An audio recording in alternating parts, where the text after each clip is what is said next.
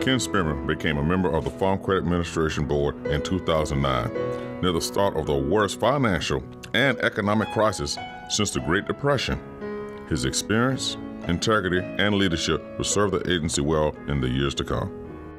A man who came along at the right time, was in the right place, was doing the right thing. The great philosopher Aristotle was once asked, Aristotle, what does it take to be a great man? And Aristotle said, in order to be a great man, you must first of all know thyself. Well, Ken Spearman not only knew who he was, he also knew whose he was, that he was truly a child of God. I have great memories of Ken and Maria and what they did for this agency, what they did for me personally, how Ken used his broad experience to serve the agency. Just, he had a genuine interest in people, an openness, and I think that came through, and I think people really, that resonated with staff around here, for sure. He remembered stuff. You would think you told him something and a couple years ago and he'd forget, but he didn't, and he would ask you about it if he got an opportunity. And I hear that a lot from people. He was very one-on-one engaged, and it made people want to work harder and better for him because of that. It seems like every employee loved him, he was just a great guy, and he is just an excitement that he definitely generated within the agency, and it was definitely appreciative, and I definitely remember him for that. Ken had a calm and quiet persona. He was a great listener and would engage in you in very nice conversation, all the while, thinking and planning and working, as a leader does. The son of a steel mill worker, Ken was born and raised in the city of Gary, Indiana. When he graduated from high school, he didn't have the means to go to college right away, so he enlisted in the Army. Mr. Spearman was an effective leader because he gave employees space to do their job. He said in the military he learned to follow the chain of command, and he took those principles here to FCA. He expected employees to do their job, he gave employees the autonomy to do so, and he held them accountable for doing their job. Because he finished first in his training class of communication, he was given the choice of duty station. He chose Thailand, the next-door neighbor of Vietnam, where a war between the South and Communist North was intensifying. It was 1963.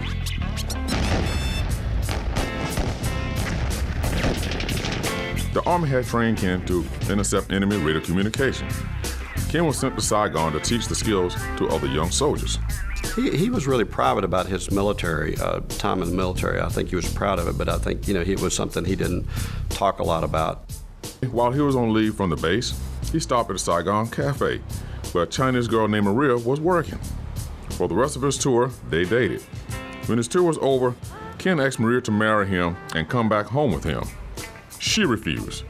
Not wanting to leave her mother, she jokingly told Ken she may marry him if he came back to Vietnam, never once thinking he actually might. We were just kind of sharing Army stories, and he shared with me the story about how he had been in the Army and had been had a tour overseas, and he had met this lovely young woman who he fell in love with, and then he was scheduled to terminate his time in the Army, and he decided to, and he had come back to the States, and he signed up again for more time in the Army, and he went back to another tour overseas to be with the one he loved. And what that made that moment really special was that he was really speaking from his heart, and he was really sharing a part of his soul that I knew was special. At the age of 22, Ken enrolled in Indiana University.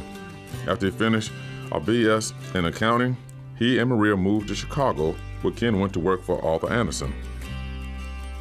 So in 1980, Ken, Maria, and their 3 young children moved to Orlando, Florida, where Ken entered the agricultural industry. He accepted a job as controller at Citrus Central, a $100 million agricultural cooperative. He then went to work for another cooperative, Florida's Natural Growers, where he served as Director of Internal Audit. In 2006, he was asked to be the independent appointed director on the board of AgFirst Farm Credit Bank, one of the banks of the Farm Credit System. Shortly thereafter, he retired from Florida's Natural. One thing that I thought was neat about Ken was that, he applied everything from his past. He would take, his experiences and then apply it to the next level. On July 7, 2009, President Obama announced his intent to nominate Ken to the FCA board, and the U.S. Senate confirmed his nomination on October 8th. Ken and Maria moved to McLean, Virginia, and Ken became the first Afro-American to ever serve on the FCA board. Well, I think anyone in that kind of a moment when the economy is shaky, you want a calm, deliberate, thoughtful person who has a lot of experience in the financial industry to be involved in those kinds of situations. And so I think he was probably ideally suited for that particular moment. On March 13, 2015, President Obama named Ken FCA Board Chairman and CEO. And Ken Spearman became the absolute first African-American chairman of the Farm Credit Administration. A history-making achievement of soaring magnitude. Although the farm credit system remained safe and sound through difficult years, some institutions had struggled. The good thing about the system is that it's a GSE and it has a mission component, that the system has to be there in bad times. And we, as the regulator, need to make sure that the system remains safe and sound so that it can be there. To strengthen the system against future challenges, Ken knew the agency needed to revise and update its current capital regulations. Ken made it a priority to complete the new rules before his term as chairman was over. This was no small feat. Revising the capital rules represented the most ambitious regulatory project the agency had undertaken in years. The capital rule, which I think was difficult because it had been worked on for so many years, that he was actually the one that took it to the finish line. He had the agency's best interest in mind from anything that he did. From his many years of experience in accounting, Ken also recognized the value of internal controls for the safety and soundness of a financial organization. At his direction, the FCA staff developed guidance to help system institutions strengthen their internal controls. He realized that technology can go a lot further than it was being used at FCA. Ken was deeply committed to agriculture. As he said in one of his speeches, he was proud to be a part of an industry that meets one of the humanity's basic needs. He also appreciated the vital role that the farm credit system plays in keeping our nation's ag economy strong. He went on many farm tours during his term on the FCA board. He and I shared a very similar commitment in helping the beginning farmer, knowing the obstacles. He was really dedicated to helping beginning farmers. And he had a special interest in helping get young people into farming, and especially young African Americans into farming. As an Afro-American, Ken understood the barriers facing minorities in our country. He also understood the great value that diversity can add to an organization. In his speeches at the annual meeting of system institutions, he also reinforced the importance of diversity and inclusion. There have certainly been times in my career that I felt that I was treated differently because I was a woman. Being treated differently because of your race or your gender is a very similar experience. So I do think that he had a special sensitivity to everyone in the workplace to make sure that it was an even playing field and everyone was treated with respect and with fairness. Diversity and inclusion as a whole, I definitely think he led by example. And just for staff, he asked challenging questions. He kind of didn't want the status quo of what we were doing. He was of the mindset, how can you ask the system to do this if we're not doing it ourselves? Like all good leaders, Ken recognized that the best way to lead is by example. He became the first FCA board chairman and CEO to lead a FCA recruiting trip to one of the nation's historical black colleges and university. In the summer of 2015, he traveled to Tuskegee University in Alabama and met with students there to share his passion for government service. But where he kind of shined to me and I really got an insight to his personality more and who he was when he talked to the students. In particular, when we met with the ag students, there were about 8 of kind of the upcoming stars in the ag business department at the university. And he was really open and honest with them about kind of the challenges in his career through starting from Vietnam all the way to his chairmanship at FCA. Selma sprang overnight from an obscure southern town to the front pages of world newspapers. This church was headquarters in the Negro drive for the right to vote.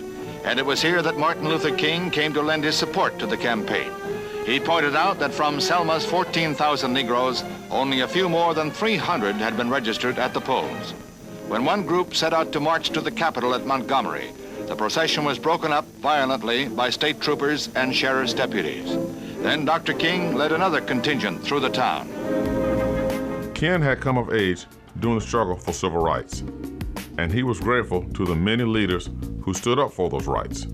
To celebrate Black History Month in 2016, Ken interviewed Congressman John Lewis, one of the 6 most influential leaders of the civil rights movement in the 1960s. What would you tell the young kids today to truly understand what it was like then and or where they are today and with the state of civil rights? My message to young people today would be simple: study the lesson of the civil rights movement. Read the literature. Watch the films. And be inspired to never give up or to give in. And when you see something that is not right, not fair, not just, you have a moral obligation to speak up, to speak out. As an effective leader, Ken recognized the importance of morale. What's more, he truly cared about the well-being of employees. If Ken asked you how your day was going, he really cared. He knew your name and he cared about what was going on with you. And it wasn't just that kind of fake, how are you doing? He really wanted to know how you were doing, what he could do to make your day better. And so he was just a good man. And I really appreciated that from him, and it gave me someone to look up to. He was an individual that always stayed the same. He was always kind. He always smiled. I even would watch him, in the lunchroom as people would definitely enter into the lunchroom. He made sure that he acknowledged everyone that walked in, whether he was talking or not. He made every employee feel special.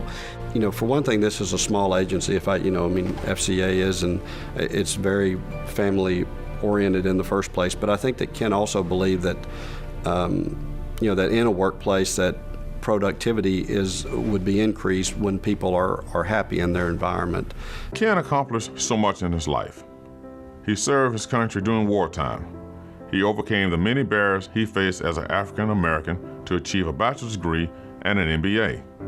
He provided valuable leadership, and he again served his country when he became a member of the FCA board. But of all these accomplishments, nothing mattered more to him as much as his family. And it was clear from the very beginning that Ken and Maria were a team, that they supported each other, helped each other, and that gave value to both of them. And so it was just such a great experience to see that teamwork that they brought for each other and supporting of each other. When we talked, it always turned to family with him. He would tell me the latest about the kids, the grandkids, and he would always turn it on me and wanting to know what was going on with my family. To his colleagues and friends, Ken's devotion to his family was inspirational, and so was his zestful life. There are people that sort of make it to the top and may pull the ladder up. Ken, was not. He had achieved and was reaching down to help people up. He made me feel appreciated, like when you would do things for him, and I just felt really a part of our team for the time that we had together. And I miss that. Ken Spearman passed away on March 27, 2017. He will be remembered as the first African American FCA board member and chairman. But he was so much more. He was a kind and honorable man who led by example. Those of us who knew him will never forget him.